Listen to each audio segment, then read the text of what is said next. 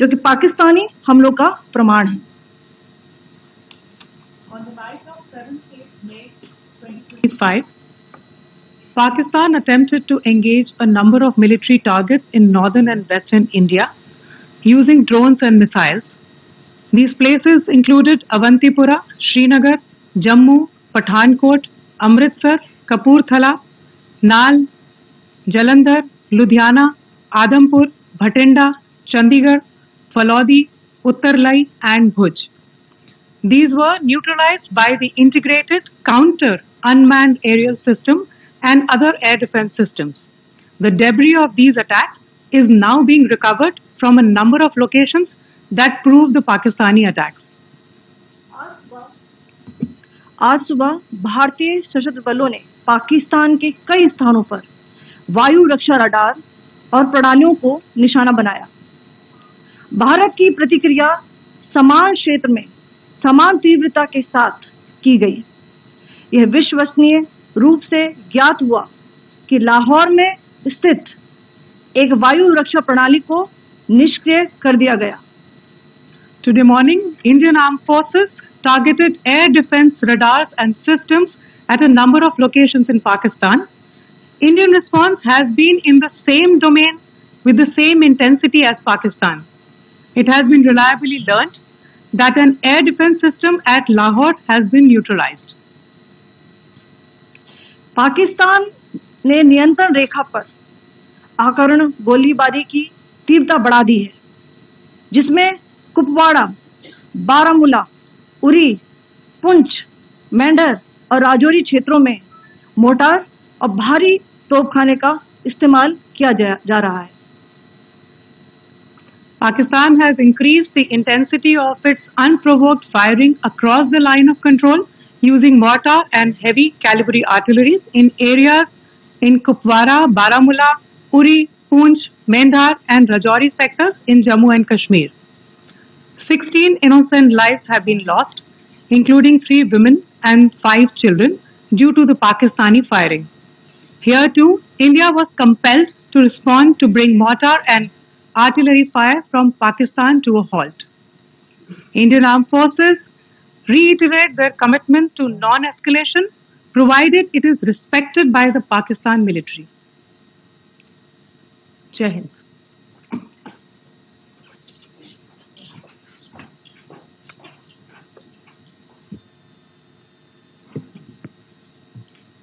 Thank you. Friends, this is, as I said, further to the briefing that was provided yesterday and some of the updates that have been just provided by Colonel Qureshi and Wing Commander Singh. I thought that we would just put some of the aspects related to the events that started on 22nd April with the barbaric terror attack in Pahalgam into further context, because there is a certain amount of commentary that has happened with regard to the events since then. And more than the commentary, there has been a lot of disinformation that has been directed at us from across the border. So a few things that I would like you to keep in mind. First of all, there is mention on all sides of escalation. I think the first point that you have to keep in mind is the attack of 22nd April in Pahalgam is the original escalation. ये जो सिलसिला है जो हम देख रहे हैं आज की घटनाओं को लेके, ये 22 अप्रैल के पहलगाम के हमले से शुरू हुआ है। एस्केलेशन वहां पे हुआ है और उस एस्केलेशन का जवाब भारतीय सेना ने, भारतीय फौज ने कल अपने एक्शन से दिया है। Secondly, I want to invite your attention to the involvement of the group calling itself the Resistance Front in these attacks. I pointed this out yesterday that this is a group that is a known front for the well-known Pakistan-based terrorist organization, Lashkar-e-Taiba. The group has been reported earlier. I mentioned to you about the Indian authorities providing information to the UN 1267 Sanctions Monitoring Committee. In fact, we are going to be meeting with the team again very soon, and we will be providing an update to the information that we have provided earlier.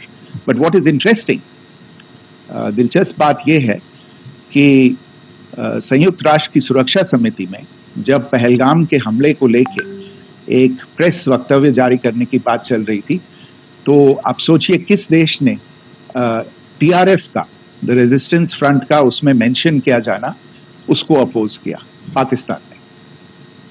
This was after the fact that the TRF claimed responsibility for this attack not once but twice within a few hours after the incident on the 22nd of April, and then again on the morning of 23rd April. And it is perhaps only after the full gravity of the incident was realized by its masters and handlers across the border that it was managed to back off from this claim. Obviously, that retraction doesn't convince anybody. तीसरी चीज जो मैं आपसे कहना चाह रहा था, और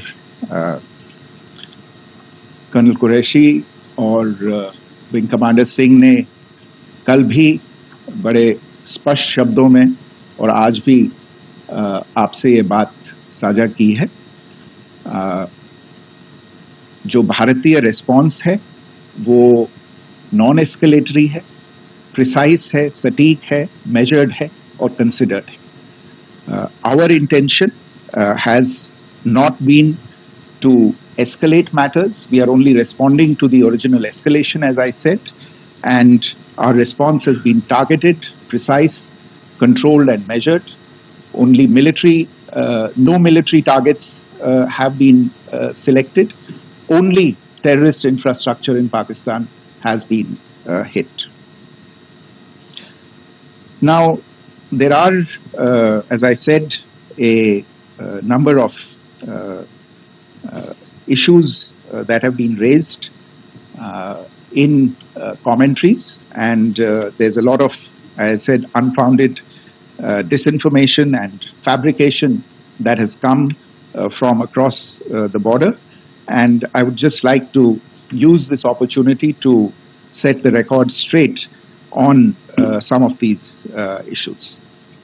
The first of these is Pakistan trying to wash its hands off any and all involvement with terrorism. I think the Pakistani information minister said there are no terrorists in Pakistan. And I think he was challenged on that in the television program that he was appearing on. But even if I partially repeat myself from yesterday, I think Pakistan's reputation as the epicenter of global terrorism is rooted in a number of instances where concrete evidence is available, not just to India, but to governments and authorities and agencies around the world. There are several terrorist attacks around the world where Pakistani fingerprints have been found. I don't need to belabor the point with regard to this audience about where Osama bin Laden was found and who called him a martyr. Pakistan has also for decades pursued cross-border terrorism into India with impunity, and as I said yesterday also, in order to deliberately mislead the international community, they claimed that the terrorist Sajid Mir was dead.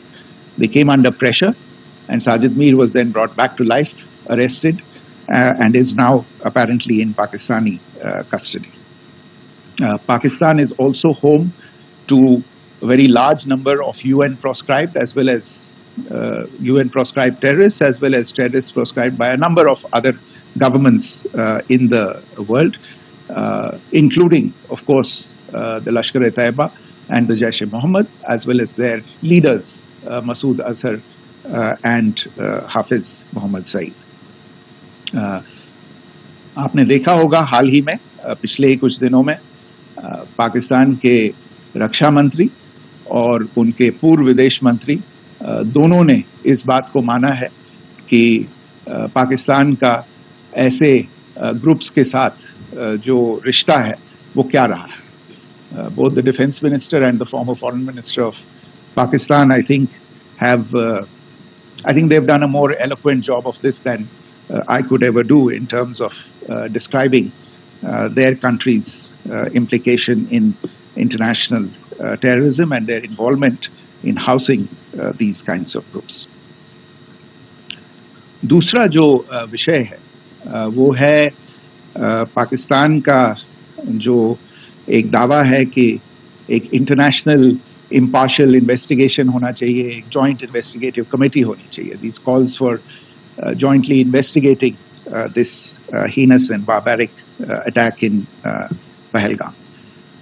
Again, I think you know the history well on this. You know the track record well, and it is not a bright track record insofar as Pakistan is concerned.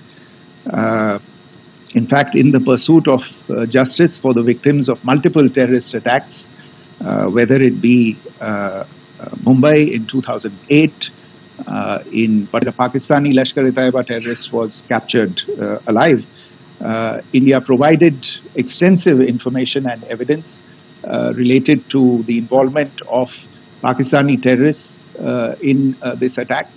Cases were registered, but you are all aware that these cases have not progressed despite the formation of judicial teams, etc. And Pakistan has consistently stonewalled all efforts to move along. In fact, with regard to the Pathankot attack as well, a joint investigative team was formed. We gave access, unprecedented access, I should say, to Pakistani team to the site of the attack. Details of call records data and DNA, etc., were shared with Pakistan. We had shared with them details related that we had been able to access to the addresses of terrorists. We presented evidence against the office bearers of Jaish-e-Mohammed who had conspired in the attack and the handlers of the terrorists who facilitated them and guided them in. But there has been no movement on this.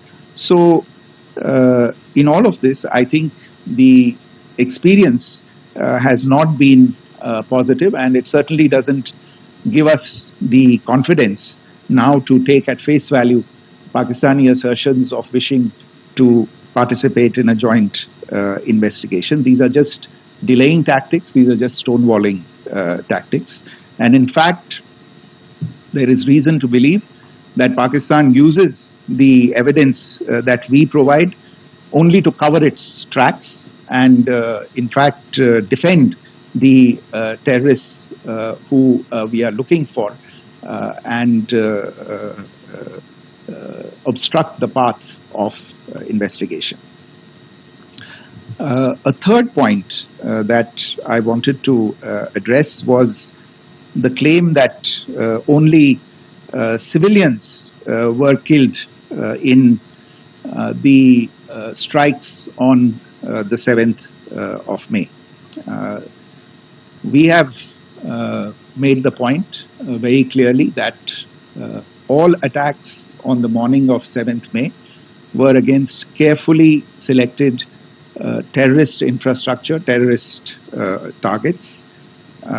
It is not clear to us, in fact, seeing some of the coverage of the after effects of these strikes, including the funerals for the terrorists that were held yesterday.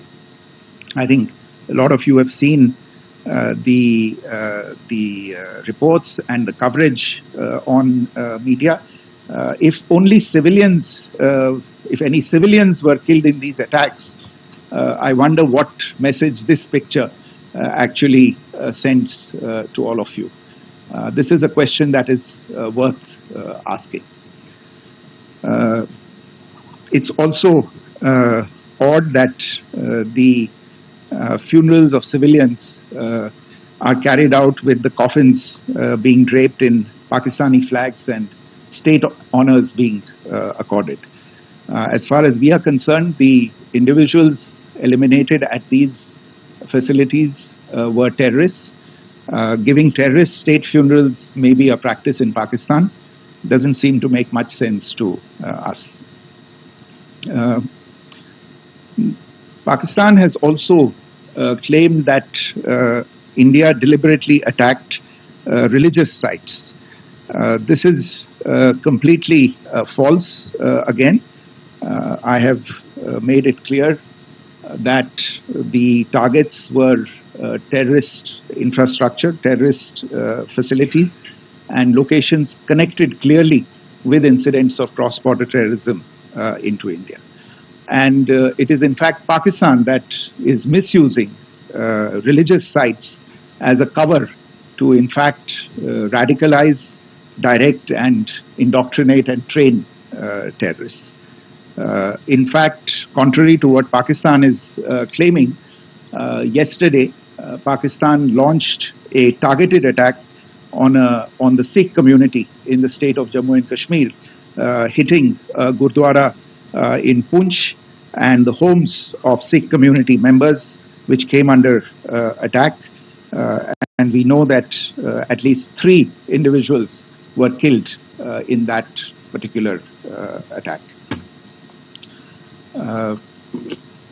Pakistan is also making attempts to, in fact, just to add to this point, the retaliatory action that Pakistan has taken, in fact, is impacting civilians. I showed you the picture of the Gurdwara and the Sikh community members who were killed in this. There are other civilians also who've been killed and injured in these attacks. In fact, since yesterday morning, a total of 16 civilians have been killed and 59 others have been injured in the attacks by Pakistan. Not only this, Pakistan is also making attempts to paint our action with regard to cross-border terrorism through the communal angle. If that is the issue, then I think I can do no better than to cite or point you in the direction of the Pakistan Army Chief's speech of 16 April 2025. I think that is the last word in communal rhetoric. And in the Pahalgam attack itself, you are aware of the kind of religious profiling that was done there, and perhaps there is a linkage between these two events. I can only say that these nefarious designs will not be allowed to succeed in India. And it is to be noted that people from all faiths, all religions, all regions in India have unequivocally, not just in India but around the world, have condemned these attacks. The Pakistani claims of now responding to India's strikes of the 7th of May. As I said right at the outset, it is India which is responding. The original escalation was by Pakistan on the 22nd of April. We are the ones who are responding to that escalation with the action that was taken yesterday morning. And again, I would like to emphasize that the action was restrained. it was directed towards non-civilian, non-military targets and confined to terrorist camps. And again, as we have been saying since yesterday, any further action by Pakistan, some of which we are seeing today, is nothing but escalation by Pakistan now, once again, and will be responded to and is being responded to appropriately. One point that I wanted to also address was the allegations to the targeting of a dam, the Neelam Jhelum project in Pakistan-occupied Kashmir. I want to say that this is an absolute and complete fabrication and a blatant lie. India has targeted only and only terrorist infrastructure, and the details of that terrorist infrastructure, together with the locations, were shared with you yesterday by Colonel Qureshi and Wing Commander Singh. I should note that if this kind of a claim is a pretext for targeting Indian infrastructure of a similar nature, Pakistan will be entirely responsible for the consequences that will undoubtedly follow. Finally, I want to